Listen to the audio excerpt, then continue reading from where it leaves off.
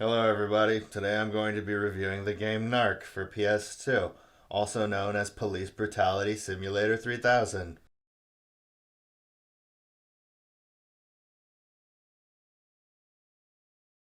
So everyone knows what Grand Theft Auto is and was, and in the early 2000s when Grand Theft Auto 3 came out, it took over the freaking world and caused a whole bunch of clones to happen.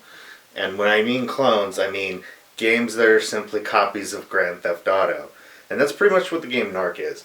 It is a Grand Theft Auto clone that's just a giant sandbox surrounded around crime taking place in a city and often involves urban themes. So before we begin, I'm just going to state that I'm not going to play any music from this game. All the music is licensed music, and all of the music that's licensed is drug related. You get such great songs such as Hits from the Bong, Smoke Two Joints, and the American classic by Curtis Mayfield, Pusher Man. If you have not heard the song Pusher Man, and I emphasize this very much, if you have not heard the song Pusher Man, pause this video now and go listen to the song Pusher Man, okay? I will take this moment to let you go. Pause the video, go listen to the song. Go, go, go.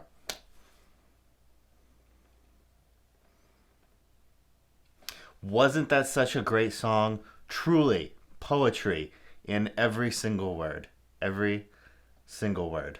As far as the story goes, you play either asshole cop Jack, who is voiced by Michael Madsen back when Michael Madsen gave a shit, or you get to play as asshole cop Marcus Hill, who is voiced by Ice-T, Ice Cube, Vanilla Ice, Mr. Freeze, Jack Frost. And did I mention that these two characters hate each other? And the two of you have to set out and determine where the new street drug Liquid Soul is coming from and shut down the manufacturing and distribution operations for good! Exclamation point. Along the way, you'll run into corrupt cops, violent street gangs, crooked politicians, psychos with hook hands. You'll meet up with a special drug task force, and then you go to China, where for some reason you're still allowed to arrest people and exert your authority. You'll fight Chinese monks, you'll murder tons and tons and tons and tons and tons of people.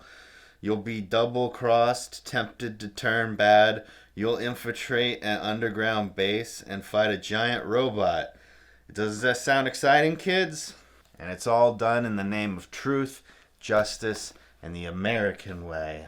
The gameplay is both involved and entirely pointless in its complexity. Why this game attempts to be more than a mindless fighter slash shooter slash beat 'em up slash giant turd is beyond me. So it's a mission-based game in a sandbox setting. You play as either Marcus or Jack, and you set out into the urban jungle to fight crime. Each mission is presented as follows, exactly as follows, all of the time. You get or receive information via your PDA, either from the game or from a superior within the story. Then, you proceed to follow a series of checklist tasks until the mission is complete. Or until you lose and give up and realize that you've ultimately wasted your life and your money on a hobby that provides artificial thrills that you could have gotten on your own had you just put down the controller and gone out and engaged with the real world. The game involves several different types of gameplay, all of which are just as monotonous and boring as the last. There are some light platforming elements which have you climbing and jumping from one location to the other. There are also some stealth levels where you have to sneak around. However, this game lacks the finesse required to pull off a stealth-based style gameplay element. Look at how I'm playing this.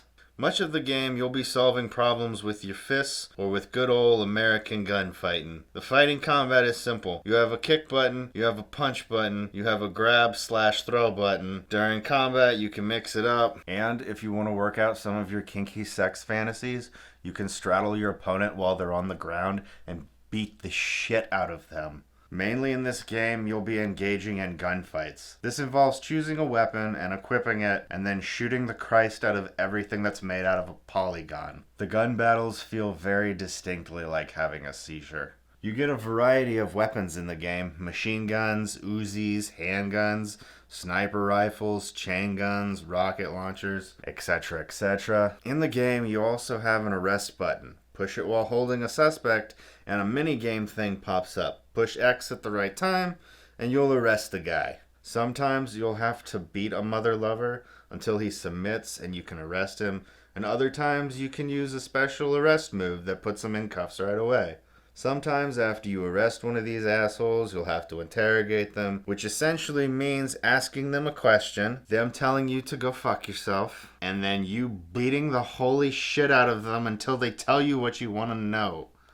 Now, this game isn't a thoughtful, deliberately paced police procedural like LA Noire, but it has its good points. One of the main selling points of this game is that you actually get to do some of the drugs that you confiscate, and depending upon the drug you take, it'll affect the gameplay.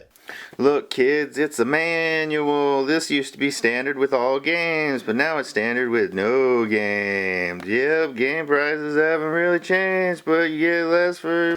Okay, let's check out these drugs that you get to enjoy with the game. So you got pot, which slows you and the world down, but aiming speed remains normal, allowing you to seem to react faster.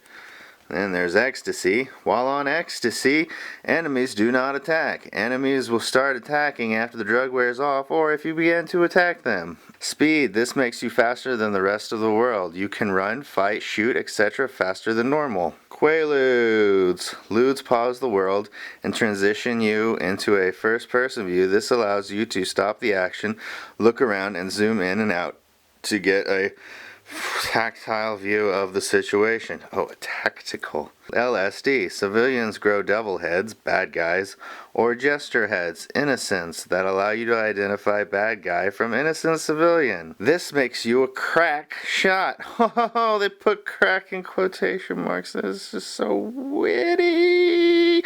All shots fired are one-shot kills. Liquid Soul.